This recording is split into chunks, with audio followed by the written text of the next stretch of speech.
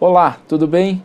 Direto dos estúdios da B3, eu sou Carlos Sambrana e converso com Cristina Palmaca, presidente da SAP Brasil, sobre política e economia.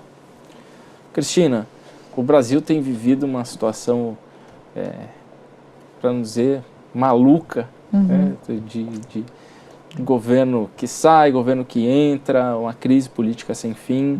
Eu queria saber de que forma isso impacta, afeta o seu dia a dia, como comandante de uma empresa que tem milhares de funcionários e milhares de clientes no Brasil. Exato.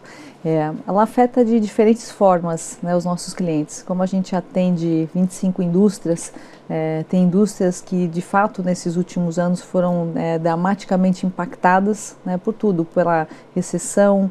Quando a gente tem 13 milhões de desempregados, eles estão dentro dos nossos clientes no final do dia.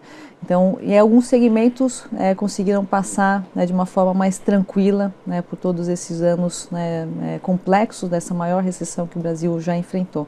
Então, a gente entende e tenta se posicionar junto aos nossos clientes de como é que a gente pode ajudar, né? Esse tem sido o nosso papel, olhando como é que a tecnologia tem um papel fundamental para ajudar essas companhias.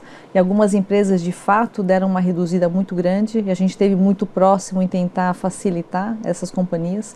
Algumas empresas, alguns segmentos apostaram que a tecnologia pode ser um vetor para acelerar essa transformação e também com a gente embarcaram em estar prontas, porque a gente sabe que a gente é um ciclo e isso vai voltar, então quando voltar elas já estão prontas. E tem alguns segmentos que passaram também ilesos, né, como se nada tivesse acontecido, principalmente no agronegócio.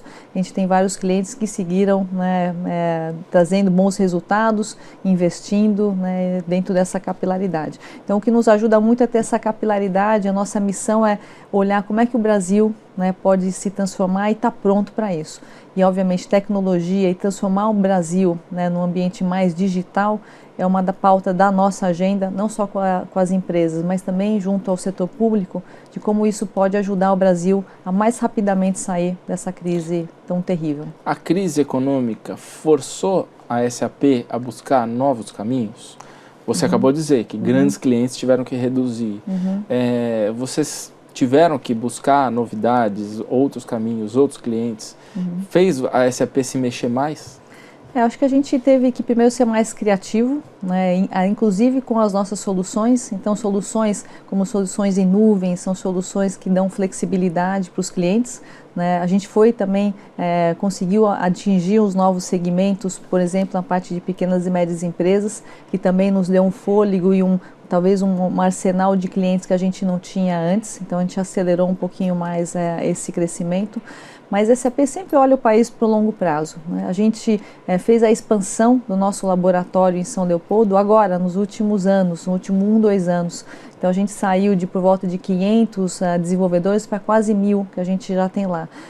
A SAP sempre olhou, até pela sua distribuição global, já passou em crises em vários outros continentes. Essa não é a primeira crise que a SAP passa no Brasil, passa no mundo. Então a gente sempre olha, né, os investimentos no Brasil como longo prazo. Então a gente seguiu investindo, seja na nossa capacitação, seja em preparar o nosso time, né, para isso. Então a gente fez um caminho até bem diferente do que algumas empresas, né, inclusive no setor de tecnologia. É seguir investindo, estando muito próximo, entendendo a dor desses clientes, como é que a gente pode ajudar para passar por esse momento complexo e estar como um parceiro de fato, não só quando as coisas estão muito bem, mas quando as coisas estão mais complexas. E você consegue explicar para o seu CEO na matriz a situação no país? Eles são bem conectados, acho que não tem como esconder o que acontece, né, no Brasil. A gente tem recebido, né, o nosso CEO teve inclusive esse ano aqui no Brasil, foi quando ele fez um aporte incremental para a parte de inovação, startups e agronegócio. Quanto que foi investido? Isso foi um investimento adicional que a gente já faz de 40 milhões de reais só nessa modalidade.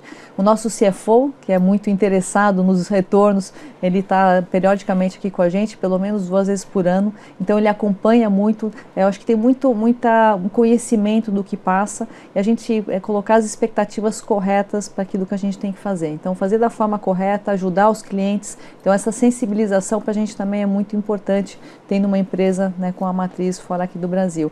Então, eu acho que tem muita abertura para a gente mostrar e até encontrar os caminhos junto aos nossos clientes que estão passando talvez por momentos mais complexos, porque eles vão voltar.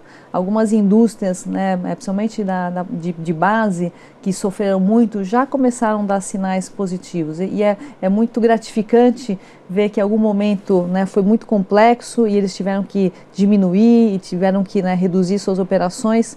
E agora, semana passada, um dos nossos clientes voltou falando assim, agora que estamos caminhando, né, para voltar a olhar inovação, tecnologia. Então tem esse reconhecimento dessa parceria. Vocês estão sentindo essa retomada? Sim, em alguns segmentos já. Então, em quais segmentos, por exemplo? Principalmente os de manufatura, que sofreram muito, né? A gente já começa a ver e aí impacta toda a cadeia, né? Essa é uma empresa do setor de transporte, então acabou sendo impactada, porque quando você produz menos, né, você produz menos caminhões, impacta toda a sua cadeia, né, de produção. E semana passada a gente já teve com esse grande cliente discutindo como é que a inovação e os investimentos para isso vão voltar a acontecer. Então tem alguns segmentos que já começam, né, a mostrar alguns sinais, o próprio varejo começa a mostrar alguns sinais de retomada, então a gente começa a olhar como é que essa digitalização vai ajudar, né, o varejo a se recompor. Então eu acho que ainda é muito incipiente, né? Se a gente tem esse atraso, né, de 13 milhões de desempregados que precisam encontrar um caminho, e qual vai ser esse caminho, até quando a gente, né, progride pensando com o impacto, né, de toda a inovação nos empregos, também tem uma discussão muito grande que a gente tem feito nesse sentido, como é que a gente qualifica esse, não é somente ter 13 milhões de desempregados, mas onde que eles vão trabalhar? Será que eles vão trabalhar nas mesmas coisas que eles trabalhavam antes? Então acho que também é uma discussão longa para a gente sensibilizar e garantir que a gente está fazendo nossa parte de preparação dessa mão de obra. Cristina, como é que você enxerga as reformas que foram feitas, reformas trabalhista, teto dos gastos e as reformas que ainda precisam ser feitas, previdência, enfim, eu queria que você me falasse um pouco sobre isso. Exato, acho que aqui a gente já fez, são importantes, mas ainda são muito pequenas, né, perto do tamanho do desafio ou o tamanho da oportunidade que a gente tem como o Brasil. Né? A reforma como o teto é uma coisa importante, até disruptiva, imaginando que isso não existia. Quando você trabalha numa empresa, você sabe, né, quanto você tem para gastar e você se planeja para aquele limite. Então, começar a ter essas práticas corporativas, que isso é muito normal do nosso dia a dia, incorporadas também dentro do setor público, acho que são fundamentais. Acho que cada vez mais a gente tem que trazer essa experiência do setor privado para o setor público, que são coisas talvez para a gente mais básicas, que tem que acontecer e tem que se materializar no setor público.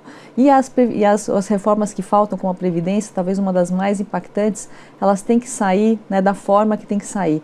A gente vai viver mais, a gente não pode se dar ao luxo, em qualquer lugar do mundo e no Brasil particularmente, de imaginar que a gente vai ter menos pessoas, né, produzindo e colaborando e a gente vivendo mais e tendo que contar com uma receita que ela não existe. Então hoje imaginar que da forma que a gente está estruturada, principalmente na Previdência, é uma coisa que para em pé, não é factível. Então, caminhar para uma linha de aprovar as reformas, mesmo que não sejam perfeitas, mas que a gente comece a dar esses passos em arrumar os alicerces econômicos, vai ser fundamental.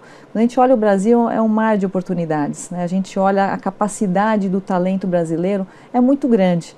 Então, a gente dá esse ambiente que permita que esse talento se desenvolva, eu acho que isso é fundamental, é uma obrigação nossa de garantir e ajudar, até no que tange a gestão pública, a mostrar esses caminhos.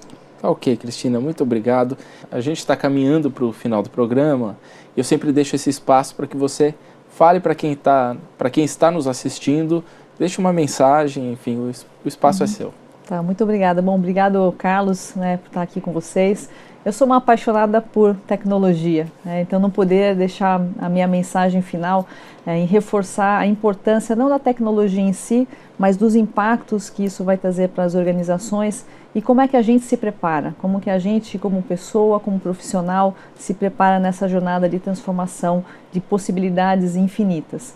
Então, para você que está olhando, está trilhando um caminho de inovação, olhar talvez nas competências que vão ser cada vez mais demandadas da gente quando a gente olha a tecnologia, que é a criatividade, empatia e coragem.